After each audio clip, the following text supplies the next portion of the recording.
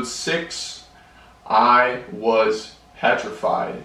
And here we are, everybody. Welcome back, as always, to Bashful. I'm your host, Nicholas Doucette, and sitting to my left, I got my good friend Shezwin here. Similar to episode 4, when I had my other friend of mine, Mitchell Ball, on the podcast. He came to help me talk about comedies and our favorites and stuff like that. I'm going to be doing the same thing, but with another friend of mine here, Shezwin Carim. Yo, what's up? What's up, man? What's up? So Shezwin's a big horror fan, just like I am. And if you watched last week's episode, I mentioned that that episode scared shitless is an understatement. That will be part 1, and then this is part 2. And like I said last week, I wanted to get these episodes before Halloween rather than actually having one on Halloween, because let's be real, nobody's really going to be listening to this on Halloween because they're going to be watching scary movies, which is what I would want them to do. And also, I want to get these episodes out before, so that way people can, if they haven't seen any of these films, boom, they got something to watch for Halloween. So yeah, this is part 2, and I'm just going to pull up the topics here. It's going to be very similar in terms of structure for how the part 1 episode was last week. So for the first topic here, we're going to do the 5 horror films that gave me anxiety. And for this particular list, there's going to be no order. It's just going to be 5 films that gave you chills up your neck and made you feel kind of clammy. So Shezwin, I want you to go first. I want you to go first. And similar to when I had Mitchell on, neither Shezwin or I know each other's lists, so that way we can just sort of, be surprised maybe and then compare and contrast. So go ahead, Shezwin, take it away. I want to hear your list. So this first for this first list, right? It's not I'm not ranking them, so I'm just gonna list them off. Mm-hmm. It doesn't matter, right? One or yeah, no, it doesn't matter. There's no order, yeah. Okay, all right. So 5 horror films that gave me anxiety. Okay, so the first film that I put on my list here, the first one that came up was Quiet Place. It's an easy one for me. Mm-hmm. There's a couple sequence of events in the movies that makes me scared shitless. Which one, number 1 or 2? First one. I think the first one's way better than the second one, which I still think the second one's good because it's like a good story. Okay.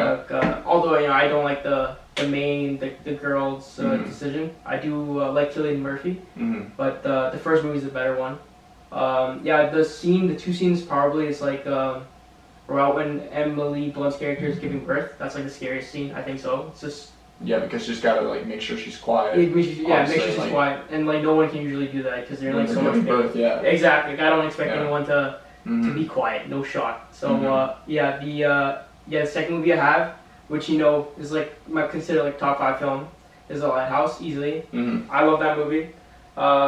Me and Nick that's a good one. Yeah, me and Nick went and saw that movie right when it came out with 2 of our other friends, and we just loved it right away. We've watched it so many times now. I've talked about that movie many times in this podcast. Yeah. It's actually one of the films that inspired me to want to pursue film as a career. So definitely holds a special place in my memory. So it's an amazing film. Yeah. Both one of the best films actors, I've ever seen. And the one scene that gave me anxiety. The whole film was pretty much I would take me on my toes. But I'd say probably, there's so many. Probably just the ending, to be honest. Just him laughing / screaming, and then he falls down. Such a great scene. It leaves the viewer questioning, right? That's what I like about some of these artistic movies. They leave the ending up to you. They treat you pretty smart, and I like that. Number 3 is The Witch. We watched it a couple times now. I love that movie. So it's just amazing. Anya Joy Taylor. Anya Taylor-Joy. Anya Taylor-Joy, right? I think is it that way or is it flipped? I don't know. I'm pretty sure either one. It's one of those ones. Yeah. That film she was amazing in. I think that was the first time I heard about her. Same. Probably in that movie. Same. Or seen her, right? I would say probably there's so many scenes. Probably when her little brother's going to the witch hut. So funny, but it's it's tension, I talked about that on the last episode with the witch when she was playing peekaboo. Yeah, she's playing peekaboo. And the baby just disappears into thin air. Number 4 is The Conjuring. Yep. Easy, it's a good one. Paranormal film. It's just amazing. It's just so good. Yeah.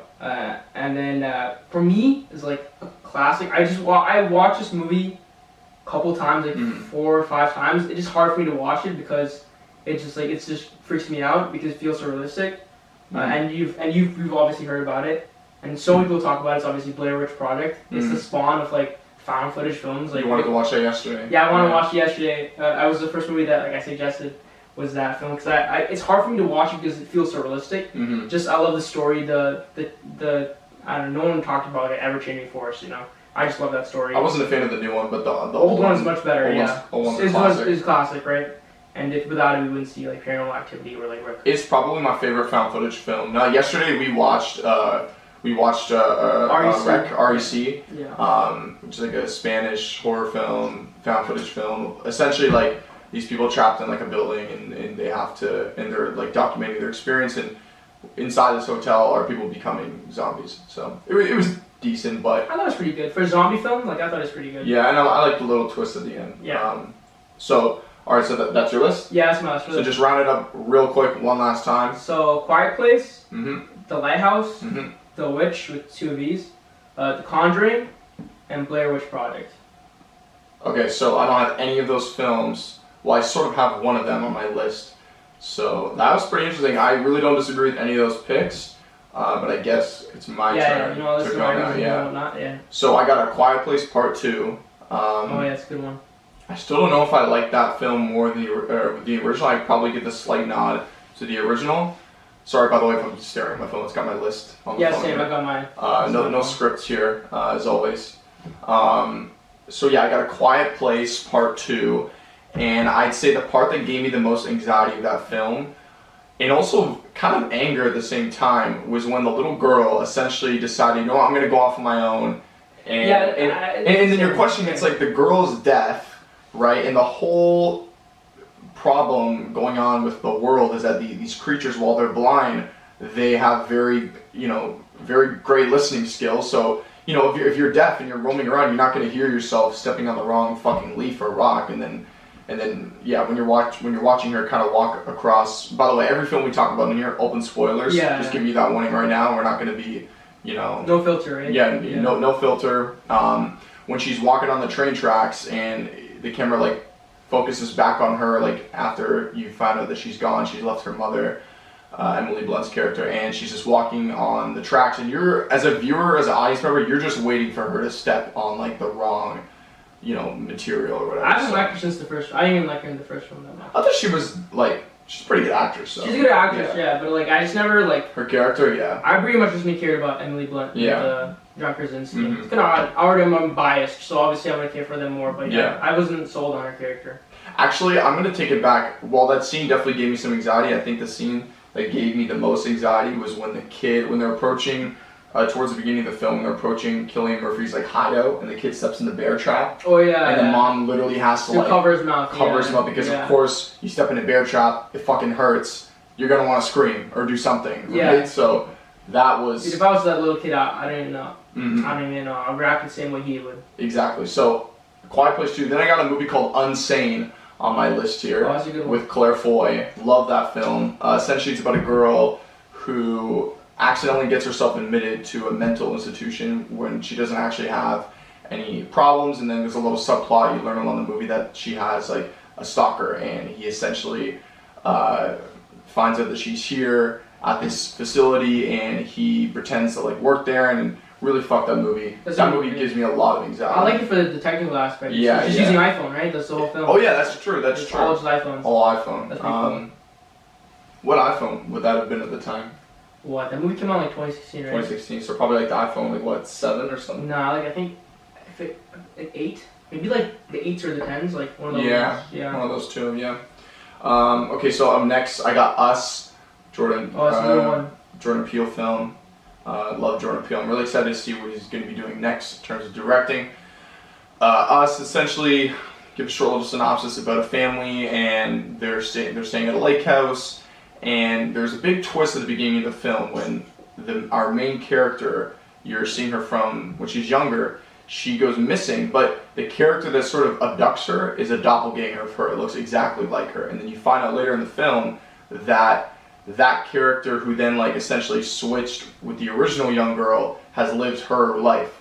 And it's kind of confusing, but essentially you realize that living under everybody in society, they're their clone, I guess, of them, their doppelganger, has been living amongst them, and then they all break free and they all start killing everybody. So really, really good film. I'm sure most people have probably seen it or heard about it in some capacity. Yeah, we watched it. I remember when it came out. Yeah, it was a good movie. It's funny too. Yeah, it is pretty funny. Yeah. And then I got Mother with Jennifer Lawrence. Oh yeah, and Javier Bardem, right? Yeah.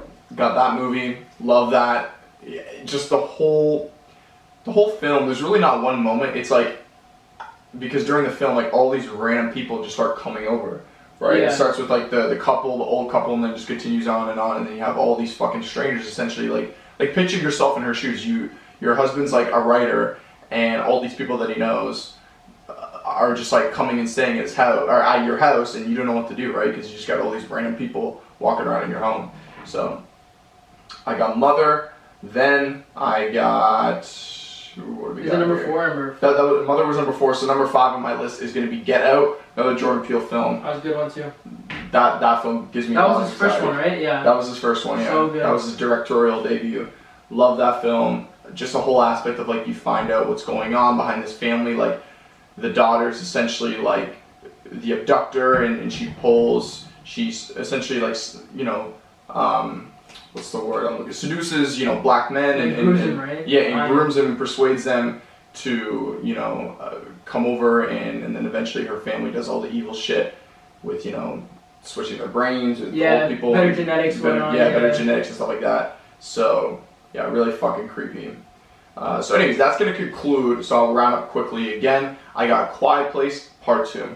I got Unsane. I got Us, Mother, Get Out. Those are the 5 films that give me anxiety when I watch. There's a lot of other ones, but those are the 5. That's a good 5. Those are the 5 that really stand up for me. I like your 5 too. Yeah, your 5 has like 2 movies I forgot completely about. I'm surprised I forgot. Movies? Like Us and Get Out. Get Out, yeah. I like those movies like a lot. Like I prefer Get Out way more than Us. So do I. Yeah, because it's more rewatchable, So right? do I. Yeah. So it's a lot more rewatchable. But they're still really good movies. I think I just think like I have those personal experiences, right? That like when those movies, that's where I pretty much like a lot of these movies are kind of the same. Like I've written down, but those are like what I would relate to the most, right? It's really hard to like justify or try to argue with anybody's certain list that gives me anxiety, because like, you know, I'm not talking like a full-blown panic attack, but you know, like those little anxious feelings you get, like it kind of it hits people differently, right? So who knows, maybe you're watching fucking Drag Me to Hell, which I think is one of the funniest movies of all time. Maybe that movie will give you anxiety. Who the fuck knows? Anyways, moving on, we got top 5 slasher films. This is ranked, right? This is ranked. Yeah. Every list moving forward is ranked. Okay. But that first one. And then we start with number 5. Start with number 5. Progressively move our way to number 1. Are you doing now again, or am I gonna go now? I want you to go first. Okay. Slasher films. Now, see, I like slasher films. I wouldn't say that's like my favorite. It's definitely not my favorite genre, but it's when you're talking about Halloween. Yeah. You gotta talk slasher films. Exactly. Yeah. So, and like I would say like 3 of them are just are comedies, kind of funny, you know, because like slasher they have like they do like okay, you'll understand. Like to some people, slasher films can be very scary because like, you know, like there's a lot of films that have plots where you could, you know, see something like that happening, like people breaking in and murder. Like that's shit that's actually happened. Whereas like you look at possession films and there's a conversation to be had of like, is that real, is that not, and so on. Yeah. So, but personally for me, I don't think slasher films are like the most frightening films out there. But anyways, what's your list? Alright, so number 5 is what's like considered probably the scariest one. I just have it at the bottom because I just don't think it's like as good as other movies. Mm-hmm. But your list is subjective to you. Yeah. So it's the Texas Chainsaw Massacre. That's a classic. It's a good one. Wait, which one though? The classic one, the first one. The 1970. Yeah, the one with the original cast. Like, it's a good one. And I think it's because it's just the scariest one of all of them. It's like I feel like the new ones are like 3D whatever, or the other films that follow it. They're not as scary to me personally, but they're like, I get why people like them, but I think the scariest one is probably the oldest one because it's so gory and like disgusting, grimy. Didn't that actually happen? I'm not sure. Or like the events. I think it might have been like based off. Events happen or something. I'm just speaking on my ass, but like I'm pretty sure it probably was because I don't know who's like what sick twisted mind would just come up with like the whole situations, right, of what happened. Yeah. So number 4 would be Saw. Mm-hmm. The first one. I like the first one like the most. Good pick. Good pick. I feel like there's some cool kills, like some cool traps they set up in the other films. See, But yeah. like, the first one is like so classic. It's just simple, and then the twist at the end, like the dead man being actual Jigsaw, was like insane. Yeah. I didn't first time watching that didn't even realize it because it just threw me off. Like I didn't think he's gonna be alive. He's been there the whole time. Exactly. That you're talking about Saw 1. Yeah, Saw 1. Yeah, You're talking about Saw 1. Yeah. That's why I think it's the best one. It's so classic, so clean, like nothing too crazy. It's so good. See, like the only thing, not to interrupt you. Yeah. But I was gonna put Saw on my list too, but like I don't know if I fully look at it as a slasher film, just because like a lot of those traps are very like different and dynamic, and it's not what personally for me. I guess like you could look at slasher films in a different way, but when I look at slasher films, I more or less think of like, you know, one guy, a knife, or I guess a chainsaw or whatever, rather than like, I don't know. I guess you could make the case that Saw is technically a slasher film, but I didn't include it. Every film, it's like yes, it's, for the first example, the first film, it's not that many kills, but like exactly. But it's if we technically go with if it's the same Jigsaw guy, it is right throughout the movies. Like he does kill a lot of people with using the traps, right? He does, and that's like his own serial killer type thing is like setting up the traps. So that's why I went with like slasher because that's fair. Because he's really gory with his kills, right? Like a lot of blood and shit. Okay, now the next three are kind of comedies, comedies and also slashers, right? Number 3 is the Belko Experiment. Have you heard about that movie? I haven't seen that movie. Okay, so it's like this company hires a bunch of people to go work in like I think in South America, right? In this like really far away place. Like it's in South America, but they travel really far, and they show at the end of the film like to get there, it's like out of the way, and it's like in the desert or something, or like in the middle of nowhere. And this big building, this square block, and something happens. I think like the actual company itself shuts down the building and like locks everyone in, and it's like basically a free for all. And I think it's like they order them to kill people. If they don't kill someone else, they'll kill them, right? Like people are they'll die. So it's essentially people like trapped in like what was it, White House? No, it's like an office building. Or an office building. Yeah, my bad. Okay. Yeah, so the way that they kill them is that they blow like chips in their neck, kind of like Suicide Squad. Oh, okay. So if you also don't, kind of like Kingsman. Yeah, exactly. Yeah. So, and if they don't listen to the orders given, they will just die. Like you'll explode. Right? Okay. And that's like the movie. It's actually really good. I think when I was watching it back in like when I you was. said it's also funny. It's also funny, yeah. It's like the way. Is it kind of like an indirect comedy, like a lot of? Yeah, indirect comedy, right? Because it's like it just throws you off, right? Who they kill, and kind of like Drive Me Now. And it just like everyone just like fights for themselves, and it's slasher in terms of like how they kill each other. It's like very gory and bloody. Yeah. So that's number 3 for me, and then number 2 is like another classic. This is like what got me into watching like slasher kind of like zombie films. It's Shaun of the Dead. Shaun of the Dead. With Simon Pegg, right? Yeah, that is a full-blown comedy. That is a full-blown comedy, but it's good though. Yeah, when he goes and runs around killing those zombies, it's so entertaining. I think that my favorite scene is probably the bar scene when they're locked in there, right? Like a last stand type of situation. So I think it's fun. And number 1, kind of also just a comedy, is Zombieland. Zombieland. Yeah. I was waiting for one of us to bring it up because I saw it on my list. Yeah, but it's a slasher, right? It's a comedy slasher. And that movie is like one of my favorite movies of all time for like comedies.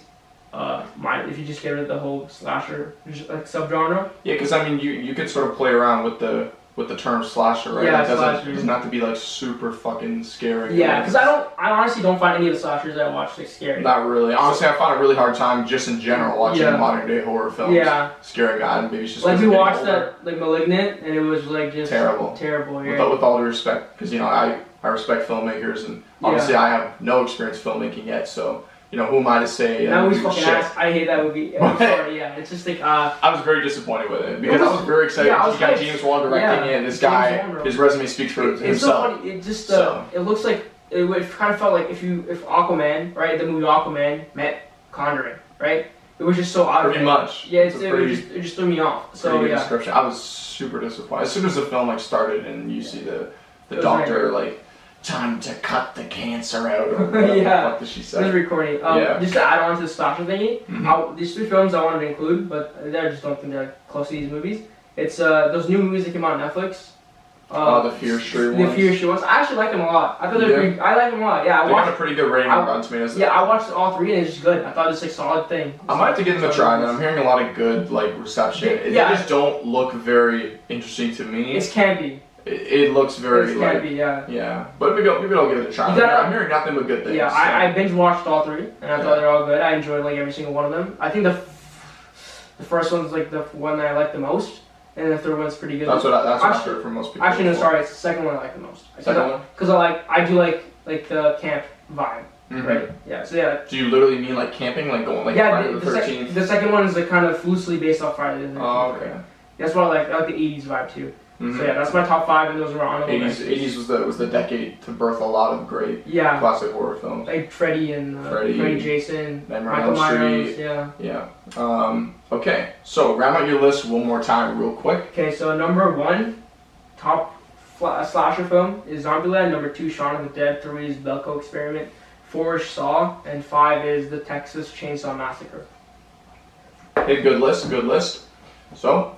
Here goes my list. So number 5, I got the original Friday the 13th. Yeah. I'm not the biggest fan of that franchise and like some of those films, but like some of them do hold a special place in my heart, like the first one. So I got Friday the 13th, number 5. Number 4, I got the Texas Chainsaw Massacre. However, I have the 2018 version. Oh, you like the new one? I really like the new one. The new one really freaked the fuck out of me. And like I don't like the new one at all. When she's running around trying to escape him, and like she sort of, it kind of felt like, if anybody has played Resident Evil Village, that Texas Chainsaw Massacre film, the 2018 one, feels a lot like Resident Evil Village. This woman is like trapped on this like ranch, and obviously there's this like, fucking, murderer, serial killer in the basement, just like hiding. And then when he escapes, she's got to like run around. That's not the one with what's her name? Alexander Daddario? It's not that one, right? I don't know. I think it is that one. That one, like. Wait here. Hold on. Alexander Daddario, the one like she like was in that movie with Zac Efron. Like, yeah, no, it is that one. Is that one? I like that one. I really like that one. We watched that movie with what's that one teacher? Remember her? You had her. We both had her, but at different times. Oh yeah, they also played that in school. Yeah, they played it in school. I watched it in school. Okay, I'm no fool. I know like most people probably wouldn't like agree with me on that one. It was honestly between. It was either between. Like I do like the old one, but I don't like it as much as you do. But it was either for me. It was either between the 2018 one or the one with Jessica Chastain. Oh, I haven't watched Jessica Chastain. Oh, you should. That one's really good. No, I've watched it. Never mind, I watched it. Yeah. I think it's the 3D one, right? Yeah, but the one with what's her name? Alexandria. What? Alexandra Daddario. Yeah. She essentially like once she escapes the house, she thinks, oh, I'm good to go, but then she starts encountering like other members of like this fucked up crucified family, and she meets the old fucking fat grandma living in the fucking trailer, and then it just feels like a nightmare. It just feels like you're stuck in the Twilight Zone. So she was hot in that movie. That's why I remember it so well. So honestly, I was thinking about throwing that film on the anxiety list, but didn't make it. Here, let me get back to my list here. So yeah, so number 4, I think it was here. Let me see. Yeah, number 4, Texas Chainsaw Massacre, the 2018 film. Number 3, I got Halloween 2019. So yeah, anyways, back to the list here. Number 3, I got Halloween from the 2019 one. Kind of similar to Friday the 13th. I'm not the biggest fan of that franchise. I find it very cheesy. Obviously, I'm, just by watching this, I'm obviously not, I didn't grow up in that generation, so I didn't grow up in the 80s, so maybe if I did, I'd be singing a different tune. But I still have seen all the films. Not the biggest fan. I do like the very first Halloween film. It's probably also one of my favorites, but the newest one, I really, really liked it. Didn't Danny McBride directed? I'm not sure. I have watched that movie. I'm not really like super versed on the cast. Correct me if I'm wrong. I do know. Do you see the new trailer for the second one? Like the new one that's coming out? Halloween Kills. I'm very excited. I'm very excited. They bring back the old guys, like the old cast, like people, every single person that survived. The old psychologist and detective. I don't know how they're gonna be able to do that because I'm pretty sure he died in the older films. But I do like a recast. Yeah. Yeah. So I'm really excited for Halloween Kills. I think that comes out next week if I'm not mistaken. But yeah, number 3, I got the most newest Halloween for 2019. Number 2, I got The Strangers. Love The Strangers. That's a good movie. I didn't think about that. I haven't seen the new one. I'm not gonna lie, the new one doesn't look very good. No. I've heard the new one's not good at all. Yeah. It doesn't look very good. Excuse me. But the first one was it's a gem. It's a Halloween gem, it's so in my opinion. And then number 1, this movie's kind of like a dark comedy. I want you to take a guess before I go through. Was it a slasher? Mm-hmm. Was it the one? Is that the one you were talking about earlier? Like, No, I haven't talked about it, but we've all seen it so many times. We've heard so many jokes about it. This is the end? No. Oh. No, slasher film. Slasher film? Number one? Huh? Number one? Number one, yeah. It's one guy. He doesn't look like he be fucked up, but he really, really is. And he fucking kills people and... John Wick? No, what the fuck? I don't know who you're talking about. Okay, I'm talking about American Psycho. Oh, yeah, that's a good one. That's a good one. Oh, shit. I keep on forgetting about these like movies. Yeah, American Psycho, to me, not only do I think it's a fucking hilarious film, that's like, a good it's movie. Like littered with dark comedy. That's a good movie. It genuinely is, like, I think the best definition of a slasher film is dude just fucking cuts up hookers and kills fucking hobos and basically just anybody. And he's also just a twisted guy. So, quickly wrap up my list here. I got number 5, Friday the 13th, the very, very first one. The Texas Chainsaw Massacre from 2013. My apologies, I said 2018 earlier. I meant to say 2013. That's the one with... Texas Chainsaw... Texas Chainsaw Massacre. 2013. I don't know why I said 2018. My apologies. That's the one with Alexander Daddario, right? Okay. Yeah. So 2013. Then I got Halloween 2019. Then I got The Strangers. Then I got American Psycho. So that's going to cap off the top 5 slasher films. Moving on, we have the top 5 psychological horrors. This list was fun because this is probably my favorite genre of film. Yeah. Period, to be honest. That and drama. Yeah. So I'm really looking forward to breaking down this list. And I'd like to hear you go first. So I like your list too. I like your list a lot. I think there's some curveballs. There you go. Yeah, some definite curveballs. I don't think you saw American Psycho coming. No. Because I was honestly, I wasn't even thinking about the movies as like a slasher, but it is. Let's see Paul Allen's card. He's killed so many people in that movie. I forget sometimes that it's like actually like a horror film, like a slasher film. Mm-hmm. Okay, yeah. So number 5 for my psychological horror films. Just make sure you talk. Oh yeah, sorry. No worries. Top 5 psychological horror films. All right. There we go. So number 5 is it's kind of low. But for like what it's considered as like a psychological horror, like just that one elements, right? Mm-hmm. I would say The Lighthouse is number 5. Mm-hmm. I do love that movie a lot. Like I even put it in my other list, like the top 5 horror films. It's top 5 movies of all time period for me. Top 5 horror films that give me anxiety. It's so it's I already mentioned. You can reuse films. Yeah. You can reuse films. So The Lighthouse. It just psychologically it's like fucking insane. Like I think it. I love how the entire movie just shows the progression. Sorry, not to the entire film just shows the progression of a man who was sane progressively just becomes insane. Yeah. So it's all psychological. I think it's my favorite like sequence of events. Is like he gets scared that he's gonna leave right with the boat, chops up the boat. Then he chases Willem Dafoe chases Robert Pattinson with an axe. Mm-hmm. And then right when Robert Pattinson and them get inside the building and things turn the wrong way for Willem Dafoe's character, Robert Pattinson has the upper hand and he twists things on him. Like he was and changed the story, trying to convince Robert Pattinson's character, oh, like you're the one who's chasing me with the axe. You're the one who trying to make him question. Exactly right. His reality. Such a good film. I just love that sequence of events. It's just psychologically, like I love that. Because it even made you think that, right? Like, I agree. Like, it made me double question whether or not like what I'm seeing is his reality, right? Because I'm rewatching it through someone's eyes. Yeah, because as an audience member, it makes you almost question the validity of like Robert Pattinson's perspective of exactly, what happened, right? So then you don't know who to side with. Do you side with the Willem Dafoe's character or do you side with fucking Wiki or whatever the fuck his name is? I think they have the same name, right? Yeah, they both have the same name, but obviously the one guy's name is Thomas. Yeah, isn't actually his name because he killed the. He accidentally got. He killed the other guy. Yeah, he killed the other guy when they were logging or whatever. Yeah. Yeah, that movie's so good. I love it. So good. Could literally make a whole podcast episode just talking about the Lighthouse. Yeah, Lighthouse is so good. I love that film.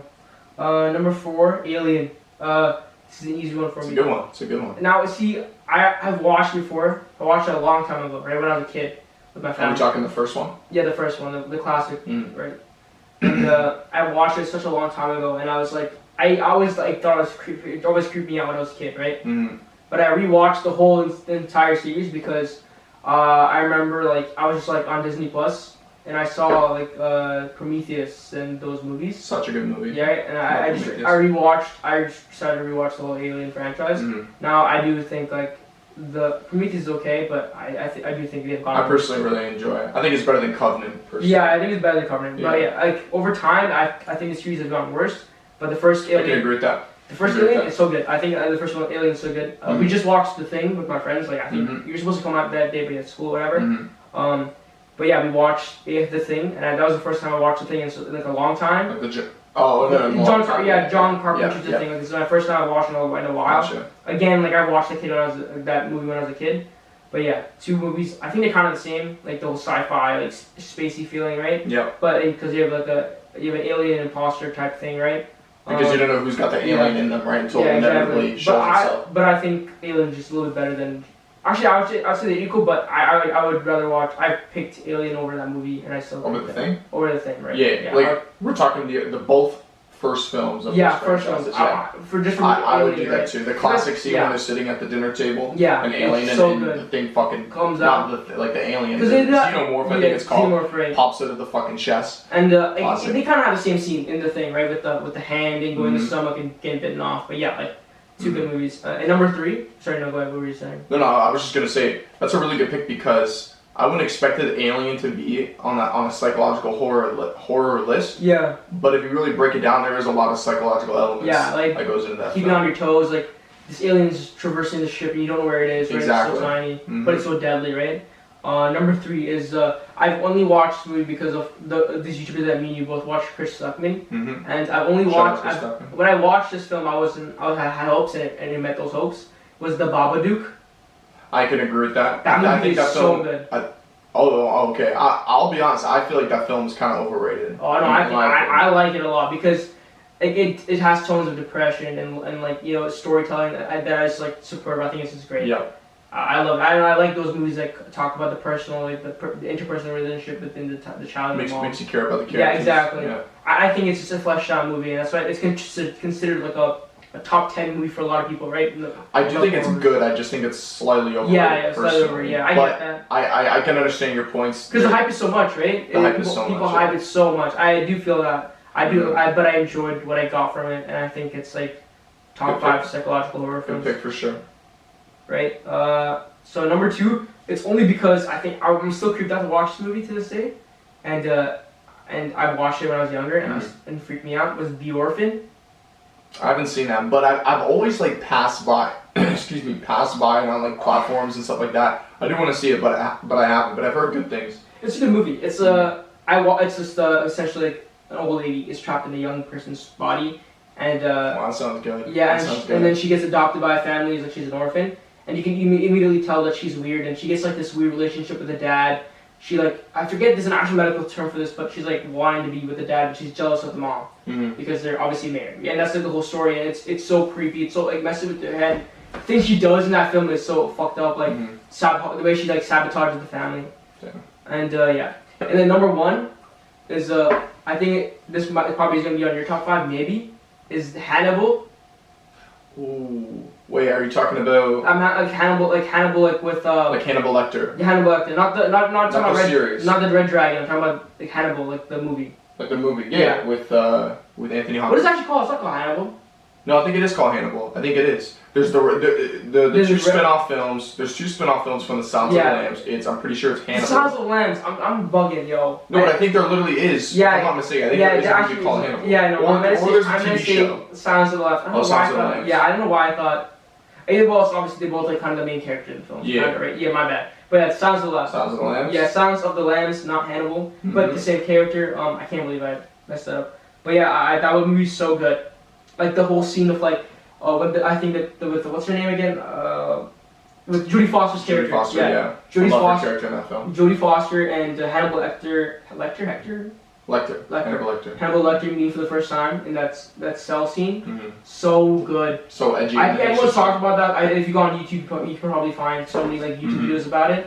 But that scene is so intense, and like you're sitting there, you're sweating for her. You can feel the tension is in the air, and I love that. I think that's my favorite film. Like for psychological horror, it's so good. That's a classic, and I won't even lie, it's on my list too. Yeah.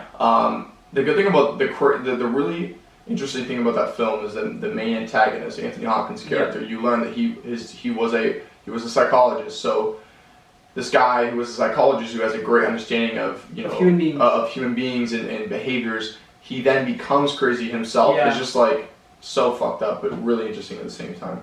So, round out your list one more time. Alright, so number 5 is Lighthouse. Number 4 is Alien. Number 3 is The Babadook. Mm-hmm. Number 2 is The Orphan. And then number 1 is Silence of the Lambs. That's a good pick. Your film, The Orphan, the way you described it, it sounds a lot like a movie that came out a couple of years ago called The Prodigy. Prodigy. It was kind of the Prodigy wasn't very good. It was I saw it with Mitchell, who was on the podcast a couple episodes ago. Me and him saw it together, and it was actually kind of funny, to be honest. But just wanted to throw that in. So that's a pretty good list. Really no disagreements there. I have 2 out of the 5 films on your list. The Silence of the Lambs being one, and I'm sure you probably guessed the other. Yeah. Here we go. Moving on to my list. Number 5, I got Split. Split's a good one. Split's a good one. Love that film. Do that. Yeah, acting's insane in that film. Acting's insane. So that good. was. I already knew who James McAvoy was. Yeah. Like I've seen him as a kid in the fucking Narnia as the centaur. Yeah. Wanted. Yeah. Wanted, which we just watched the other week. So he's obviously a great actor, but I feel like he really showed off his range and his capabilities in that film, and I feel like put him in the spotlight. So Split. Then I got number 4, Silence of the Lambs. Mm-hmm. We just talked about Silence of the Lambs. Number 3, I got Hereditary. Yeah, that's a good film. Huge A24 film fan. Love pretty much everything they've done in terms of horror. I know they have a lot of movies like Hot Summer Nights and stuff like that, but I love what they've done, and I'm really excited for the new movie coming out called The Lamb. So I got It's all out already, right? I think it might be out. Yeah. I'm not quite sure, but apparently it's good. So, yeah, I got Hereditary, the number 2. This film is a lot higher on my list than it was in yours. I got The Lighthouse.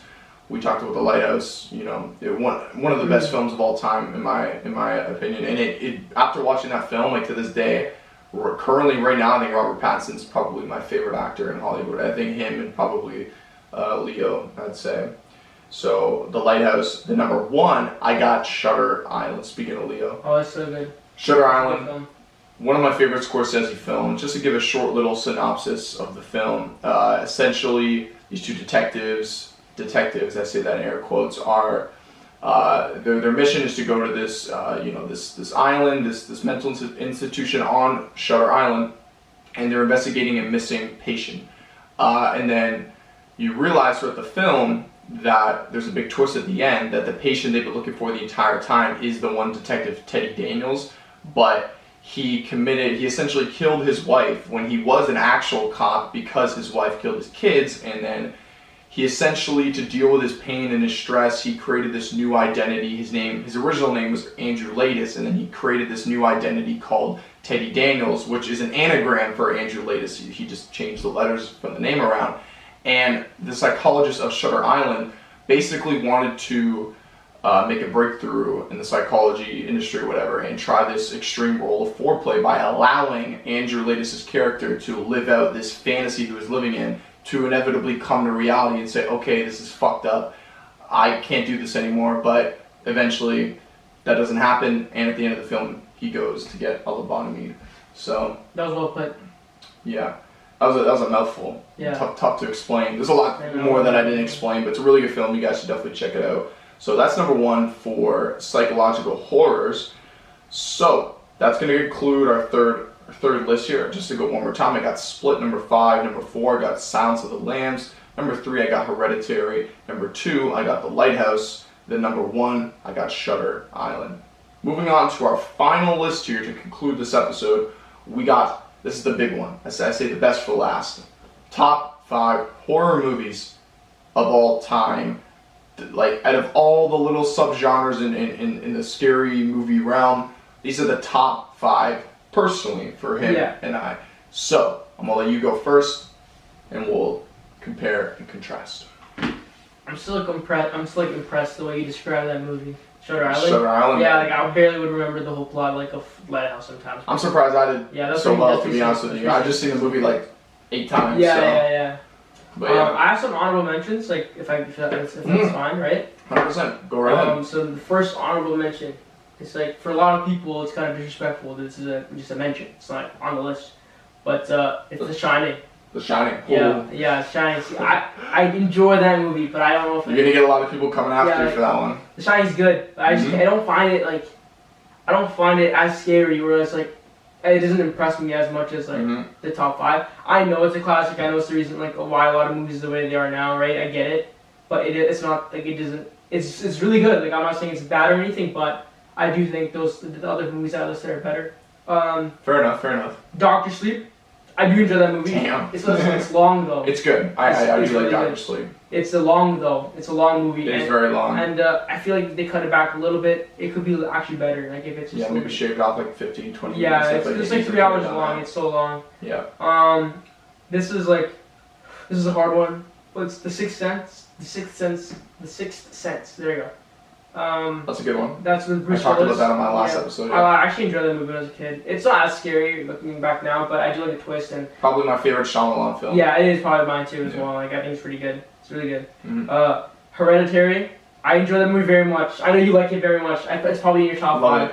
I love that movie. It's a good movie. It's fun. It's not fun. Sorry. It's bleak. It's dark. You know. It's like.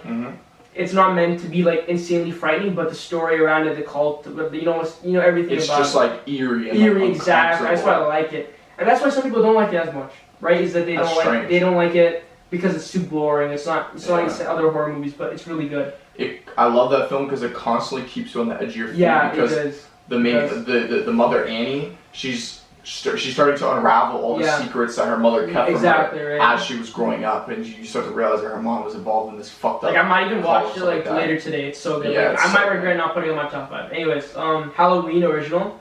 That's good. I can't. I enjoyed. These are still honorable mentions. Still honorable mentions. Sorry, yeah. I'll run through it quick, but Halloween, good movie. It's amazing. I actually think it's the original. Oh, okay. I think it's really good. Michael Myers is always scary to me. Another movie's recent one. It's called It Follows. I love that movie because it's just so unique. I think I've seen that on Netflix. Yeah, it's so unique because it's the idea like it follows the curse given on to someone else because they kissed, right, or sex, and pretty sure either or. But that like some close contact and some kind of disease being passed on, versus it follows. Where a person, or it could be anyone that follows you, I think. Almost like a fucking symbiote. Yeah, and it's so slow crawl. It doesn't even run. It doesn't chase you around. It just slowly walks and it's slowly behind you. That's so scary because you have to keep on moving. Cabin in the Woods. It's a good movie. That's a good one. Yeah, it's a good film. That's a good one. And The Thing to end it off. That's a good movie as well. Okay, yeah, sorry. So top 5 favorite horror films. Top 5 favorite horror films. So number 5. One I mentioned earlier, obviously, because a bunch of these movies will be in the list, the previous list. Right. Number 5 is The Quiet Place. I think it's just so good. I think it's just so good. The unique factor about it, being so. It was original. It's exactly everything about it is so done. And I feel like comedy directors they know how to scare someone, bro. It's so twisted. You can even throw Todd Phillips in there. Yeah, exactly. I know Joker isn't really like a. But it's eerie though. It's very eerie. It's very eerie. You could honestly put it in psychological horror if you want. Todd Phillips, Jordan Peele, these guys have made careers in like comedy somehow. They have such twisted minds. They have such twisted minds, right? They can like go to these dark places and find these twisted stories. Yeah. So the next one, again, the unique factor, but it just touched my heart, like in terms of like how it made me terrified. Is the Blair Witch Project. Amazing, probably the best like handheld horror film, like it's called. I think it's the best found footage film. Found footage. Yeah, there you go. Yeah, it's so good. Number 3, The Witch, always scares the shit out of me. So good. The story is so good. The cult aspect, the witch aspect, like. It's my second favorite A24 film. Yeah, it's so good. Sorry, not on my list. Yeah, A24. Yeah, it's so good. The Conjuring, number 2, so good. I'm saying all these are so good because they're all just so good. They're fantastic. They're all fantastic. I'm not disagreeing. But The Conjuring is probably the best. It's like. It's called spiritual or like. Yeah, I would. Paranormal. There you go. Yeah, spiritual. Yeah, paranormal. Right? Yeah. It's like probably the scariest / like the best paranormal film. I think it's way better than Paranormal Activity. And The Conjuring? Yeah. 100%. Yeah, I think it's like so good. The story is great. 100%. The characters are great. It makes me scary, and it makes me scared. Sorry. And James Wan, amazing. It sucks that he That's why I was so disappointed with Malignant. Like this guy literally has made some of the best horror films in the last 10 years. And I get it though, like he wanted to try something unique, but just wasn't. At the end of the day, everybody has their bad day in the office. You know what I mean? So. And then number 1 is Lighthouse. Easy pick for me. I love that movie. It's just, regardless of the horror factor, I think that every other element about it being unique, the film aspect, the cinematography, the shots, everything just is amazing to me. It made always like leave me stunned. And such a tight runtime. It doesn't overstay its welcome. It's so good, and it treats the viewer like with respect, right? And at the end of the film, it's up to your interpretation of the ending, right? I like it. Love when films do that. That's why The Shutter Island's one of my favorite movies of all time. So to quickly run by with my list, my top 5 is number 5 is The Quiet Place, number 4 is Blair Witch Project, number 3 is The Witch, number 2 is The Conjuring, and number 1 is The Lighthouse. There's a lot of those in these films. It's always those. Yeah, I know. It's always so many. I don't know why. That just adds. I mean, at the end of the day, a title of a film won't make it better or worse. It just comes down to the quality. Yeah. But like, I don't know why. There's like a common trend. I feel like horror films are like they have to have me be serious. So the is always there serious. Yeah. It's like the whole Facebook thing. Like you drop the and then it's just Facebook. Drop the Sean Parker. Yeah, because the felt formal, right? And that makes sense. Like why they want to treat like and like way. Formality is not bad. It just like it's like serious, right? It's serious, and if you're gonna be formal with something, you have to make sure you're actually. And that's why like these scary films, like artistically, horror, psychological horror films, like they have those. I assume I don't know, but it makes sense in my head. All right, that's a pretty good list. Very interesting. I don't have any honorable mentions. But if I had to just on the spot think of some here, I'm gonna go the first Nightmare on Elm Street with way back in the day with Johnny Depp when he was like our age. Already had to cleanse the palate real quick. So back at it here. So honorable mentions for me, just off the top of my head because I didn't make any, which is probably the irresponsible thing as a host. But just off the top of my head, I'm gonna go the first ever Nightmare on Elm Street from like whatever 1979, 80, whatever. I'm gonna go that. This is tough.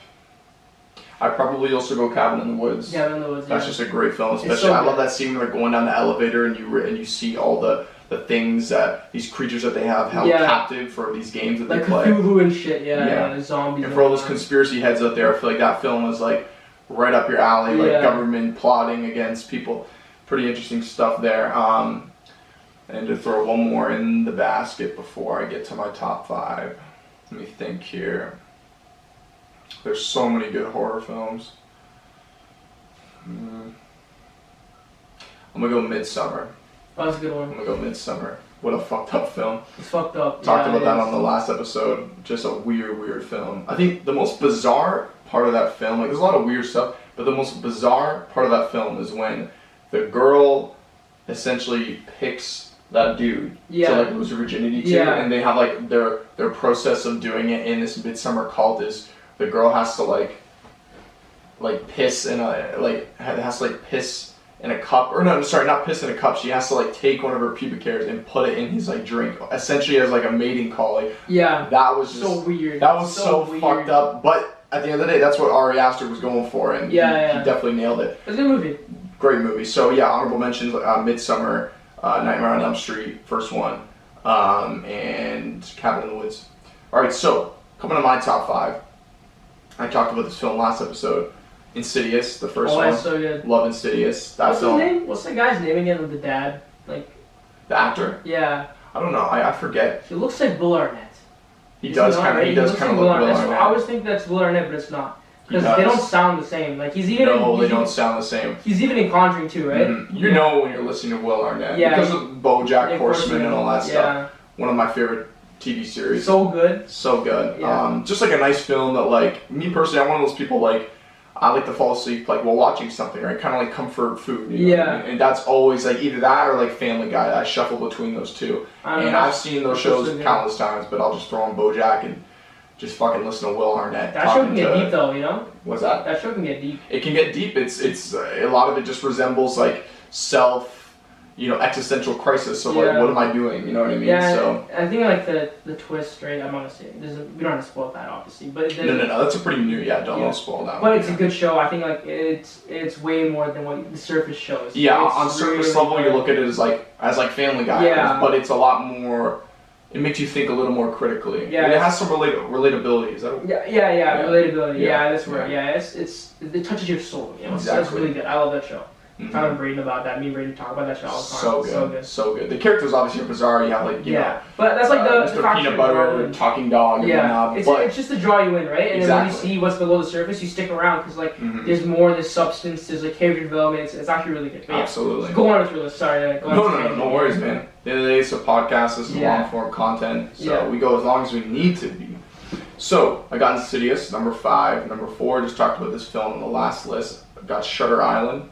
Already talked about that. Don't need to get into too much more detail there. I can explain the whole film. Yeah. Now, just like you, number 3, I got The Witch. The Witch, yeah, that's a good choice. Which is fantastic. You can't go wrong with The Witch. Like, if you can throw it on, and you can be scared shitless. The Witch is like not one of those films that has very many jump scares, but it didn't need to have very many jump scares. There's a couple, throughout the film. I think how authentic it is, right? With the time things were placed back then, and like, everything's so believable, like back then they believed in witches and like they're very religious and like if you say you're a witch they would just believe you and like you get kicked out of. I mean they got kicked out. They already got kicked out. They got kicked out of Boston in the beginning of the film. Yeah. Because like they like sinned or whatever. And like they're very like it just the whole film something's gone bad and it's even a scene where like she eats the baby is so freaky. I talked about that in the last it's film. like everything about that film is just like so eerie and creepy and like. It sucked. What's funny is because we watched that. The last thing we watched was in the middle of a forest, like in a cottage. And I remember watching it. I was just like kind of freaked out, like in the night. We weren't going outside after for campfire. It was good though. I mean, I liked it. So good. It did help like the scary factor. Yeah. Yeah. We watched it the first time at my place. That was the first time I fully watched the film. Yeah. Was with Nick. And this guy fell asleep during the scariest part. Yeah. Because I'd already seen it film 3 times. But I was like scared shitless. I look over, this guy's he's essentially like left alone in this film because I'm like tapped out, right? It did not help. Like I was like watching the first time. It was so scary. It was like creepy as fuck. And I get why you put it. I put it the same time with your list.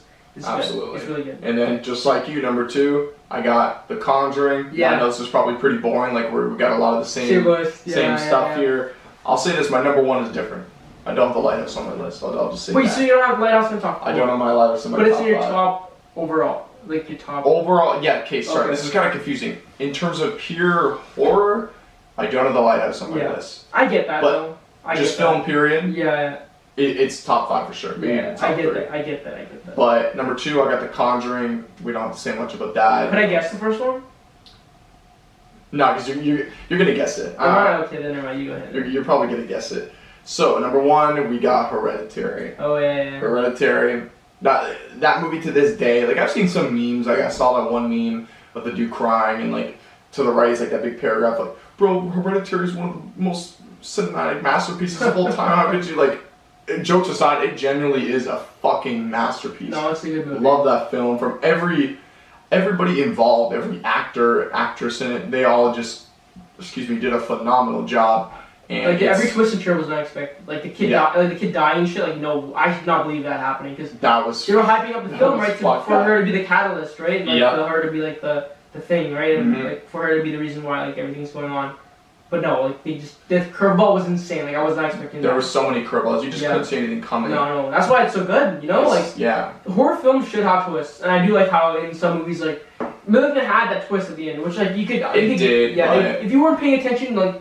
Yeah, you wouldn't have noticed the twist at the end, but like, if you were watching the film from the beginning, you would have known something's up. And the film was just so obnoxious. So then when it finally came down to the twist, I was so like mentally just like checked out at that point. Maybe a second viewing might change that a little bit. I don't think so, but overall, yeah. I know we've mentioned Malignant a couple times. I was just incredibly disappointed. It's just so fresh in my mind, though, you know? Yeah, because we just watched it like 2 weeks ago. Yeah, 2 weeks ago, and that movie really is like, dude, like I was so upset because I love James Wan. James Wan had made like such good movies, right?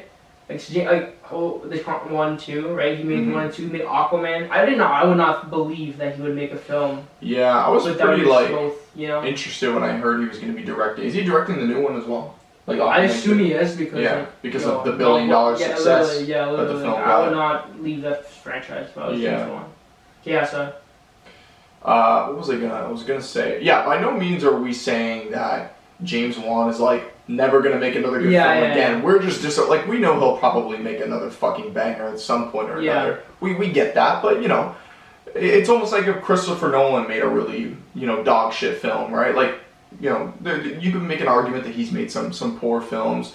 But I think everything Christopher Nolan has made has at least been like no, they're all pretty good. You know what I mean? Like you can make a tier list of his films, but if you just take his films and compare it to The Field, if you will, he hasn't really made a bad film. So for James Wan, such a great filmmaker, and like I said, I'm sure he'll make another great film. To make something like *Malignant*, it was just kind of disappointing, but I'm not expecting that to be a trend moving forward with him. But anyway, so yeah, just to wrap up my list real quick, I got for top 5 horror movies of all time, like period, the end all be all. At the end, subjective. But for me, I got Insidious number 5, Shutter Island number 4, number 3 I got The Witch, number 2 I got The Conjuring, and then number 1 I got Hereditary. So that's a good list, I like your list too. I respect your list. Real no disagreements on any of the lists.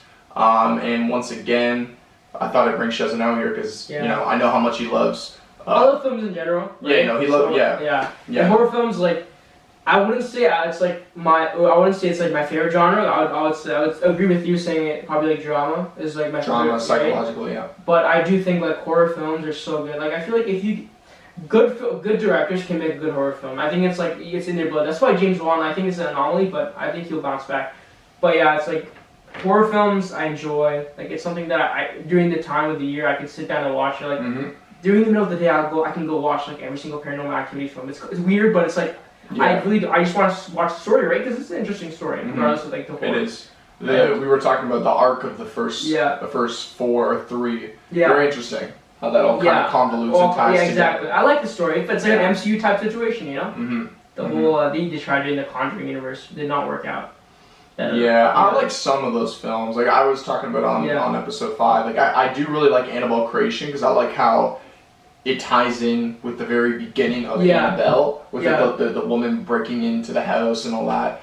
I really like that film, but like I haven't seen La Llorona. Is La Llorona part of that universe? La Llorona. It's La Llorona. That I've heard. I haven't watched it because I heard it's just bad. So like, why waste my time? And that's what it's like. A lot of times, like I get recommended horror films, or like I see a trailer for a horror film, and then the next day someone just says it's bad, and I just get turned off. Like I should formulate my own opinion, but sometimes like I really don't want to waste $10. Yeah, I was just about to go there as well. Like I try not to develop the bad habit of only seeing a film if it has like the good ratings to, and the good credentials to back it up. But like sometimes, kind of like what you just said, like I just don't feel like I just don't feel like taking that risk. Yeah. Like of Malignant, let's say I was at home and I had the $10 to spare and I bought it, right? Taking a leap of faith. Like it may work out, but it may not. So I'm trying not to, stick with that habit. But sometimes it just, I really just don't have to. That happened to me last time. Like I tried watching a movie without watching the reviews. Right? It's called Midnight in the Switchgrass. It had Megan Fox, Bruce Willis, and MGK, like Machine Gun Kelly. That right there just doesn't sound very. That movie attractive. is actually like worse than Malignant. It was so bad. Really? Bruce Willis was just couldn't give less of a shit. Like he was just doing it for the money. You can tell. Yeah. And you can like Megan Fox is trying her ass off. It's like she reminded me like she was a tryhard essentially. Jennifer's Body has developed like a cult following though. Yeah. That movie, a lot of people have watched it. That's like a horror film too. This last thing. It's like that's like a paranormal film, and people love that film because it's built up like the following, the cult following. You just said, and people like talk about it a lot. And I heard like a lot of people like it. So you know what? It's their taste. I've watched it before with my sister and like cousins, and I was always just freaked out by the movie. So I understand like why people like it's so kind of weird like Malignant in terms of like the style is.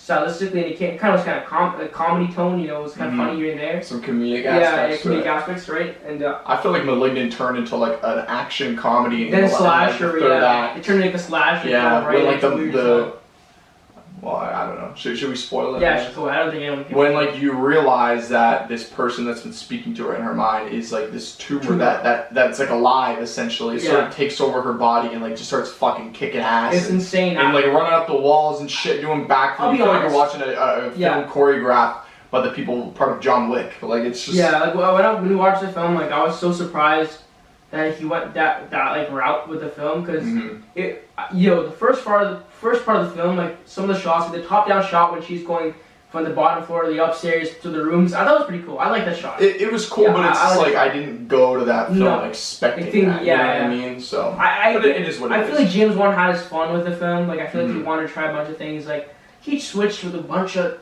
cameras. He switched like the frame rate on some of the cameras too. Like and the style of the whole movie changed. Like the film changed. Like I understand like he was trying to do something cool, right? He was trying to do something really cool, but it didn't work out the best. I always respect innovation and creativity, and breaking the boundaries and shit. Because that's tough to do, right? It's tough to be original. So I do like respect him in that regard, but I don't know. I guess it just didn't work out. But like I said, I'm not expecting that to be a trend in his work moving forward. So I watched that film like Switchblade Grass. It was just so bad. It was just like a waste of time. Like. Well, what's that film about? Switchblade Grass? Yeah, it's like the one with Megan Fox. Sorry, the one you were just talking about. Yeah, my bad. And it was like, they're trying to solve like this sex trafficking ring, and because like none of these voices of these girls can be heard. When did this come out? Because you said MGK's Literally this year, yeah. Oh, so they're like together. Filming this. Oh, okay. So actually no, when they were filming this movie, they weren't together. They've been together for like 2 years now. No, MGK was dating Summer Rae. Like the model. I don't even know he dated her. I thought the last person. No, he didn't date Halsey. He just fucked her. Yeah, he fucked. He was one of the girls he had sex with. Yeah. He just happened to date that one rapper, G-Eazy. But yeah, like they were dating while making this movie, while MGK was on set, and then MGK like she flew her in over as well, like to the film location. But while she talked about it on a podcast, because I remember watching this on TikTok. Right. But she was essentially saying that this guy was hanging out with Megan Fox while she was just in the hotel waiting for him. Damn. Yeah. So like that, and then after they broke up, and then he went immediately. And then inevitably one thing led to another. No, exactly right. So, but yeah, that's what. Yeah. Anyways, that movie was just ass. It was horrible. It was so bad. It was like I was so unenjoyable. Like I didn't want. Like I was watching it because might as well just finish watching it. I've already committed like 30 minutes of my time, right? Yeah. Like might as well finish it. Yeah. And I forget this guy's name. He's in Once Upon a Time in Hollywood, and he plays Sharon Tate's like best friend. He's a guy. Like he's in love with her, but he's obviously not dating her because he's the guy. His name is Jay in the movie. Is that his name, Jay? Not in real life. I don't know the actor's name, but he did that movie Into the Wild, which is Into the Wild. Apparently, is very good. So he was in the same film, and he was playing like a Southern detective, and his accent was so bad. There's a lot of films. It was so bad. There's a lot. I'm already thinking of like other topics for other episodes. That's a really good one. A lot of films where actors have had pretty noticeably bad accents. I just I know he's a good actor. Like he's a great actor. I've been first randomly. I've been kind of like one time you watch a movie and then you see the actor in it, and then like you just find some other random movie and he just happens to be in it. Like that's happened when I watched Oscar Isaac. Like I watched him in I think the first time That's how I saw him. The first time I saw him was Sucker Punch. I saw him in we talked about this earlier, like Force Awakens. Yeah. He was a pilot, right? I forget his name. Because those movies are forgettable for me. Very forgettable. But very forgettable. I remember watching him in that movie, and then like he just slowly appeared in like a bunch of other movies. Like he was just in that Card Counter movie, and now he's and then he was also in that movie, another movie I watched with what's Joaquin Phoenix's wife's sister, Kate Mara, is that her name? I didn't even know that. Yeah. To be quite honest with you. Yeah, his wife's sister is the girl that was in the shitty Fantastic Four film. Yeah. That one. I think her name is Kate Mara. Something like that. She's a good actress. I loved her in House of Cards. Yeah, she's a good actress, and I saw her in I saw her in that film. Wait, what was I talking about? Her in a film? I'm not gonna lie. I'm kind of lost a little bit. Because now I'm thinking about Kate Mara and thinking about Fan Four Stick, and Fan Four Stick. Yeah. which I'm really excited for the new one, directed by But yeah, John Watts. that was that film of Switchblade Grass, like it was really good. It was horrible. That's where this all started. Yeah, it just is really just bad. It's really great. All right, guys. Well, I think it's time to probably wrap up episode 6 of Unbashful, titled "I Was Petrified." This, as always, will be available on YouTube for those of you who prefer to watch, and for those of you who prefer to listen, you can find it, as always, Apple Music, Spotify, Google Podcasts, Pandora, Amazon Music /Audible, so on, wherever you find your podcast platform, it'll be there. And as always, thank you for taking the time to listen. And Shezwin, tell people where they could find you on social media. I don't really care that much about social media, but my Instagram. So you don't have to. You don't but whoever decides to watch this, Shezwin.c, SHEZWIN. Is that on Instagram? Yeah, it's my Instagram. Okay, yeah, cool. That's all I have. Give them a follow, guys, and I will see you on episode 7. See you guys.